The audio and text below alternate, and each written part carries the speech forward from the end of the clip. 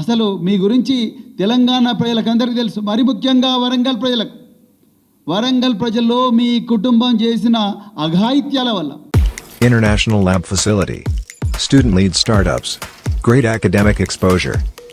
KL, deemed to be university. ఎంతోమంది జీవితాలు నాశనమయ్యారు, మరి ముఖ్యంగా విద్యార్థుల జీవితాలు.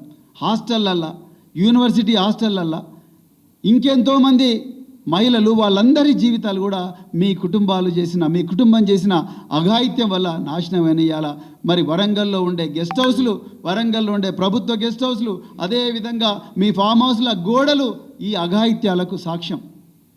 అందువల్లనే ఆ రోజు 2002లో ఇప్పుడున్న జమ్మూ అండ్ కాశ్మీర్ డీజీపీ నలిన్ ప్రభాత్ గారు మీ కుటుంబానికి వరంగల్లో హన్మకొండ చౌరస్తా దగ్గర బహిరంగంగా కౌన్సిలింగ్ ఇచ్చిండు. దానికి సాక్షి ఈరోజు మీ వర్ధన్నపేట ఎమ్మెల్యే, ఒకప్పుడు సీఐగా ఉన్న కేఆర్ నాగరాజు. ఆయన అడగండి, ఇలా ఆయన ఫోన్ చేసి అడగండి వర్ధన్నపేట. మీరు మా గురించి మాట్లాడతారు, మీరు నా గురించి, కేటీఆర్ గురించి మాట్లాడే అర్హత మీకున్నదా అసలు సురేఖ గారు?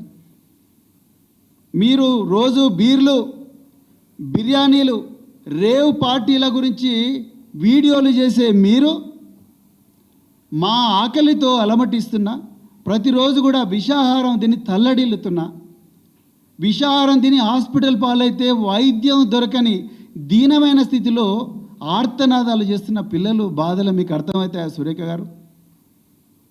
ఒక మాతృమూర్తిగా మీరు మాట్లాడాల్సిన మాటలేనా ఇవి?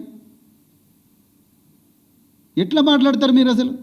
మేము ఎందుకోసం ఈ మేము మా కేటీఆర్ గారు చాలా క్లియర్గా చెప్పినారు, ఈ గురుకుల బాట అనేది మేము ప్రభుత్వం మీద విమర్శల కోసం కాదు, మా పిల్లల ప్రాణాలు రక్షించుకోవడం కోసం. ఇవాళ రేవంత్ రెడ్డికి శ్రద్ధ లేదు, మంత్రులకు శ్రద్ధ లేదు, విద్యాశాఖ మంత్రి లేడు, సంక్షేమ శాఖ మంత్రి లేడు, అధికారులు ఇష్టారాజ్యంగా వ్యవహరిస్తున్నారు.